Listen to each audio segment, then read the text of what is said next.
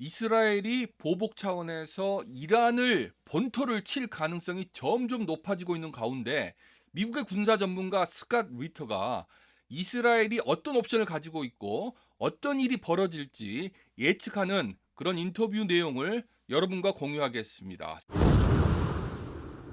Benjamin Netanyahu is a desperate man right now, so it's very difficult to do predictive analysis because desperation is irrational. Most predictive analysis is drawn from rational, logical analysis. Let me make it clear. Israel cannot successfully attack Iran by itself. Israel has a handful of Jericho missiles that it can fire and they can reach Iran. But the Iranian nuclear capability, because that seems to be the principal target, is very well dug in and has been dispersed in a way that it can't be taken out in a single strike. Israel could launch a few of these Jerichos. Israel could try and get some of its F-35Is over Iranian airspace. But the danger here is the F-35 in itself is a deterrent. The mere fact that Israel has F-35Is is meant to deter people from doing things. If Israel projects F-35Is into Iranian airspace, there's a very good chance that a significant number of these fighters will be lost. They'll be shot down, pilots captured or killed. And the myth of the invulnerability of the F-35 will have been broken. And that's not good for Israel, and that's not good for the United States. I believe the United States is telling Israel that we aren't going to be there for you. You're not going to get the refueling aircraft that you think you're going to get. You're not going to get clearance over Saudi Arabia or Turkey. You're going to be going it alone, overflying Jordan, overflying Iraq in a very predictable route. The Iranians are going to be there waiting for you, and then they're going to come in, and it's going to be hammer time in Israel. And there's nothing we can do to help you. We can't stop the Iranians from attacking you, and the next time they attack, they're going to kill you, all of you.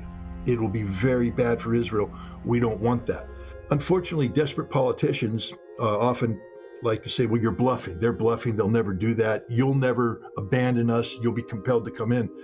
I don't know what's driving these Israeli politicians. If it was genuinely the national security of Israel, then they'd call it a day and just set back and maybe start carrying out more aggressive proxy, hybrid warfare against Iran. That's what I would do if I were the Israelis.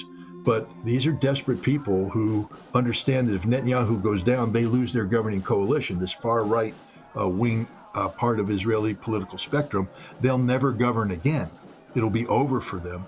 And so they're desperate to hold on to power. And right now, the posture of being prepared to strike Iran, they deem to be the most domestically political viable posture for them. So this is very dangerous. I have to tell you that I don't know what the future is. Normally, I like to give you a bold prediction.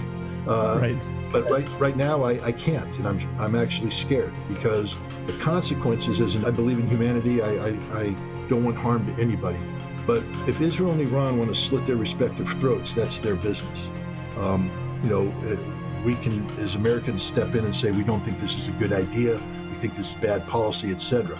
But if at the end of the day you want to do that, that's your business. But as an American, the consequences that will accrue, the detrimental consequences that will accrue to my country, my people, my nation, will be horrific.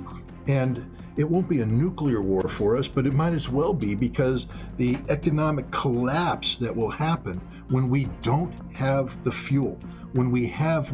Do you remember that strike in Long Beach, California, when the trucks weren't getting out? And what was happening in the American economy, the price of diesel, the availability of diesel, the lack of food and products in the market. That's just a whiff. That's a hint of what will happen if Israel attacks Iran and this becomes a regional conflict where the energy security of the world is not just put at risk, but collapses. This will be devastating. The American people don't understand. For all those people out there shouting, we need to stand with Israel, I mean, that's like saying I want to buy a ticket on the Titanic after it struck the iceberg. The ship's going down. You don't want to be on that ship. But our blind love for Israel, and it is blind, has us doing things that empower Israel to carry out actions that will be extraordinarily detrimental for the American people.